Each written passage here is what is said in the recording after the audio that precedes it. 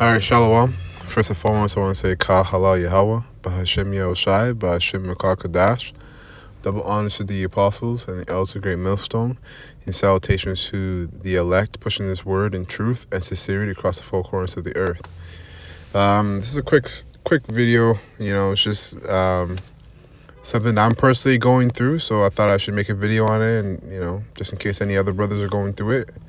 But this is basically about women and how it's very important not to give your strength onto a woman. That doesn't mean popping her and having kids with her. It doesn't only mean that, but it also means your knowledge. Your knowledge. It also means your vulnerability. It also means your time. And I'm not saying this so you guys to be wicked to women. No, there's a balance to everything. All right, don't get me wrong. There's a balance to everything. But with a woman, you have to be very, very, very diligent, or very delicate, I guess I should say, or very wise. That's a better word. Very wise when it comes to what you give to her. All right, whether it be knowledge, whether it be your time, whether it be your love, your effort, whatever it is you're giving to her, be very cautious of it. All right, and I'm not saying this because, and shalom to the sisters that listen as well. I'm not saying this to get down on women or anything. I'm just saying this because in the end of the day, no matter how righteous or how less wicked, that's a better way to say it, how less wicked a woman is, at the end of the day, they're still women. Okay, so what do I mean by that? I mean that at the end of the day, they're still the weaker vessel. They're more inclined to get emotional. They're more inclined to be sensitive. They're more inclined to be to not be balanced. And because they're more inclined to do all those things, by nature, they're more inclined to be that. Then you couple that with the environment that they're surrounded by, whether that be work environment, well, really this kingdom, okay, Esau's kingdom, the music, the friends they have, all of this stuff, for everything in this kingdom, further pushes the woman towards further pushes the woman towards those tendencies or those characteristics where slack. I'm trying to find the proper words to say this so I can make it simple, but I should just say this society pushes women to even be more wicked than they're naturally inclined to be. I could say that. Or more weak than they're naturally inclined to be. I'll say wicked though. Okay, so you have to be very, very careful as a man. And I don't know, like for me personally, when I give my all, I give my all, 1,000%. So if that's misplaced or misused, I get very angry about that. Very upset about that. I feel very disrespected. So you have to be smart with these women. You have to be smart. You have to be smart. You have to understand what you're saying to them and why you're saying it, because it's going to come back to you. It will come back. That's what women are set up to do here. Okay? It's either Esau or their friends or themselves or their friends in this kingdom that pushes them to compete with you. They're always trying to compete with you. That's what they want to do, is compete. Then these demons jump on them because they're a weaker vessel. Right? And then that's even more compete. So you have to be really aware of what you're dealing with. Yeah, sometimes you got to get mad at her and let her know that, this is wrong. But listen, brothers, like if you're in a relationship or you're looking to get into one, be ready to teach constantly. That's just what it is. In my personal experience, every time I've gotten in a relationship, it was always about teaching her. How to be more patient, more this, more that, all the above. It's like having another child. Not to make that sound any weird or anything, but for metaphorical sake, it's like having another child. You constantly have to teach them. Constantly. Heck, it's even worse because you know what? At least with a child, eventually they get older and then they learn. With a woman, she's already a woman. So it's like, yo, I will never forget, like the elder told me once, that, if these women have bad programming, hey, good luck. Good luck. Because there's no way you're going to be able to break that bad programming. That's why if you're with a woman, you got to pray to the Most High for patience, man. Constant patience. Because that's what they'll do. They will test your patience. Emotional, physical, mental, all the above. Okay? Anyway, so, enough of my ranting, but I got 2 scriptures I'm going to bring out. So this is Proverbs 31 and 1. Okay, so it says, the words of King Lemuel, the prophecy that his mother taught him. So King Lemuel, his mother taught him this prophecy. So it's coming from his mother's mouth. Okay, so another woman herself. And it says, what, my son? What, my son? And what? The son of my womb. The son of my womb? And what? The son of my vows? Give not thy strength, give not thy strength unto woman. Give not thy strength unto women, nor thy ways to that which destroyeth kings. Very simple, straight to the point, man. His own mother told him this. Give not thy strength unto a woman, nor thy ways to that which destroyeth kings. Women have been known to destroy kings. Now, a lot of these kingdoms that have fallen, a lot of kings that have lost their rulership, it's because of woman. It's through a woman. Heck, King Solomon himself, and that's Yahweh Shai in the spirit, in the reincarnation, if you can receive it. He even fell off, okay, went off by the multitude of women, by women. Women throughout history have been known to test and to break down and dethrone men and destroy kingdoms. So I'll read this one more time. Proverbs 31 and 3. Give not thy slack. Right here. Proverbs 31 and 3. Give not thy strength unto a woman, nor thy ways to that which destroyeth kings. So strength can be in your knowledge as well. It could be your knowledge. You give too much knowledge to a woman, I'm telling you, she's going to use that to usurp authority over you. I promise you this. She's already naturally trying to compete with you, so you teaching her more than she ought to know is just shooting yourself in the foot. Right? You're shooting yourself in the foot. Now, like I said, for me personally, I find myself always teaching my women how to be towards me. What I do like, what I don't like. I'm constantly teaching them how to do that, and I'm constantly teaching them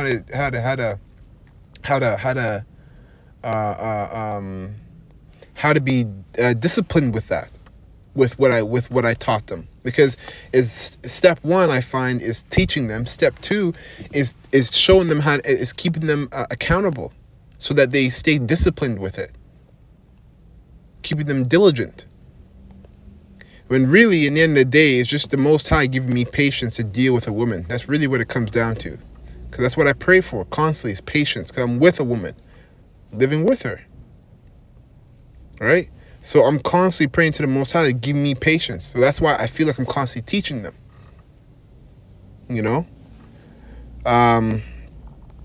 So I just want to get the word strength here. Strength, might, efficiency, wealth. Wealth, that's another thing men do, is give women money too much, man. Oh, babe, I need money to go shopping. Oh, babe, I need money for this. Oh, babe, I need money for that. Listen, man, it doesn't matter how good the pussy is, okay? It doesn't matter how good the pom-pom is. She needs to get a job. You know what I mean? Like, don't get me wrong. I take my woman out on dates once in a while, okay? To the best of my abilities, I am balanced with that. Because I know you give them too much, they're going to expect it forever. They're just going to start expecting it and stop appreciating it. That's what will happen. Right? And a lot of men do that. A lot of men give women more than they need, and then they get upset as to why they don't appreciate them or why they disrespected them. You do too much for a woman, and then she'll disrespect you. You know? So you have to control yourself to gain a certain kind of respect from another woman. And even then, she's not going to give you the full respect, you know, because I personally believe that they won't, because they're just women.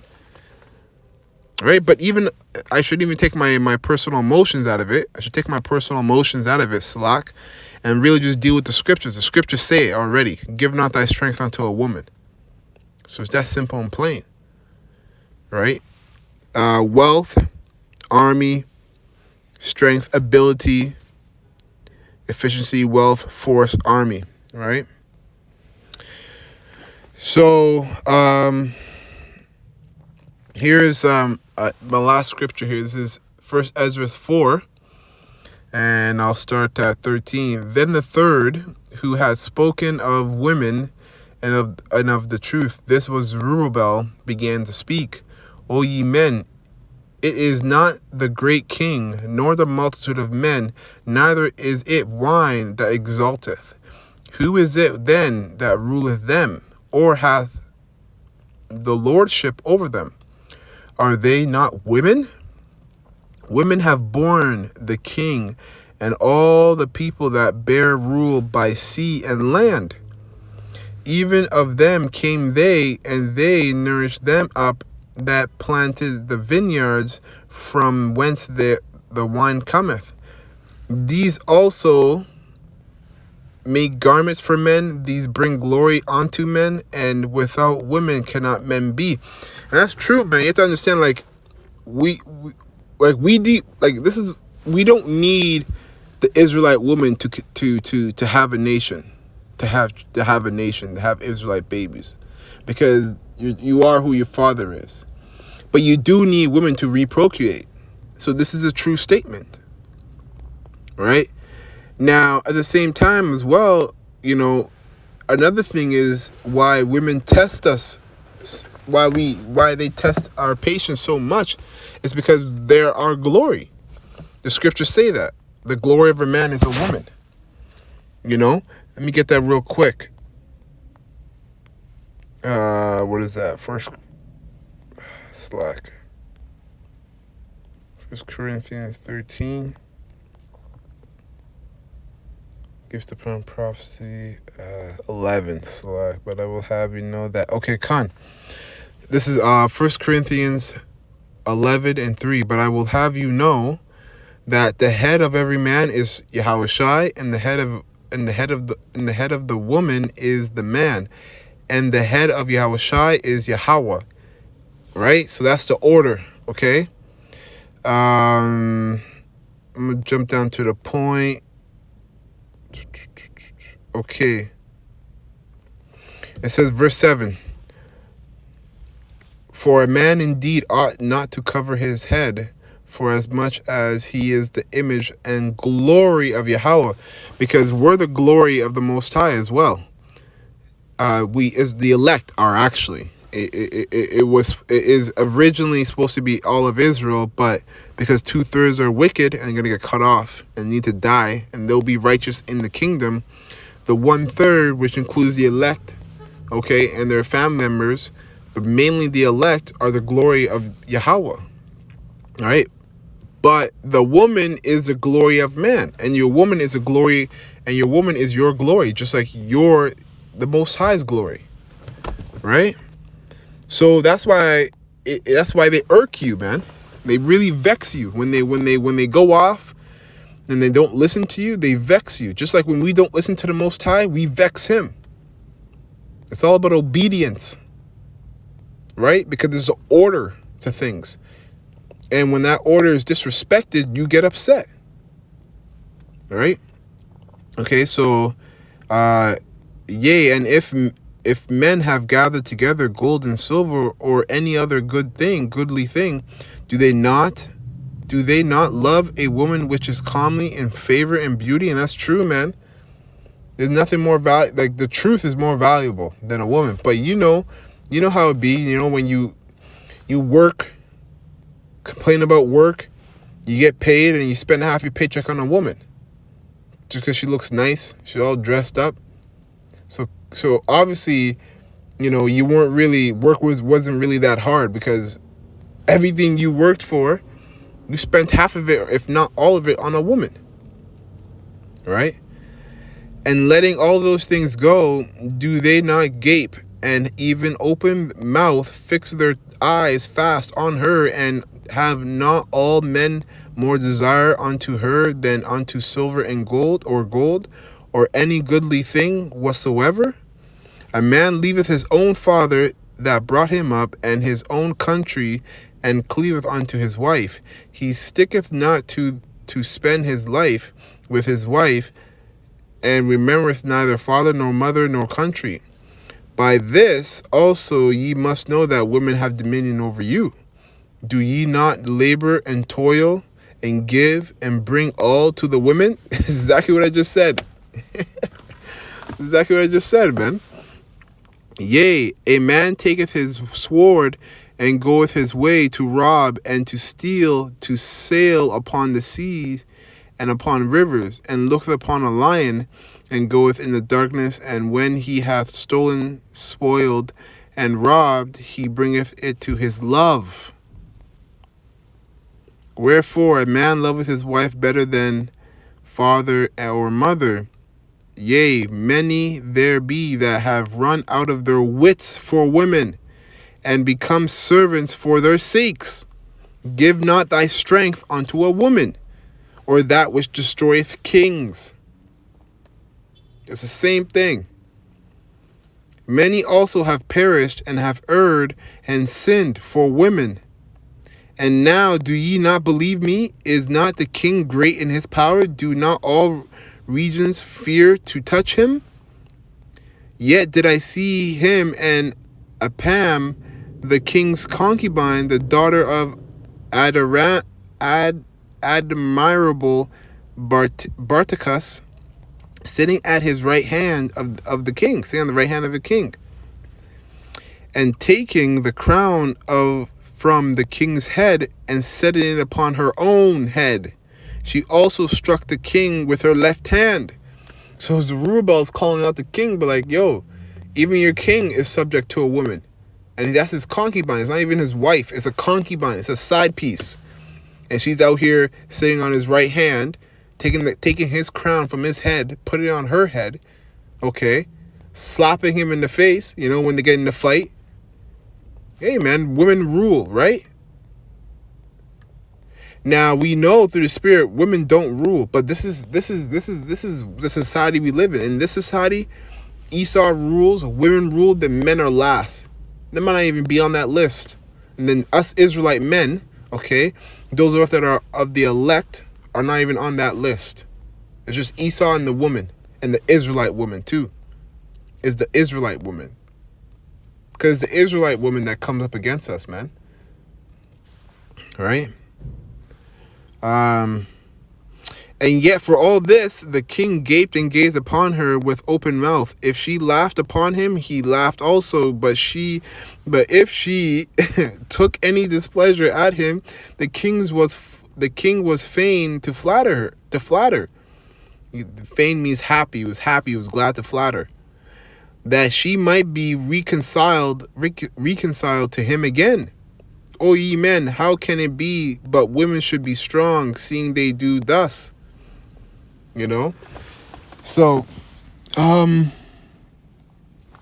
I'll read the next verse here. Then the king and the princes looked upon another, so he began to speak of the truth. So, anyways, man, I wanted to bring that out just because I was on my spirit, and I tend to like to do videos when the spirit hits me on that. So anyways, I hope that was edifying, and with that, I'm going to close. I'm going to say Kal Hala Yahweh, Bahashim Yahushai, Bahashim Rakal Kadash. Double honors to the apostles and the elders of Great Millstone. and salutations for the elect, pushing this word in truth and sincerity across the four corners of the earth. Abad Babal, Kwame Yashala, and Shalawam.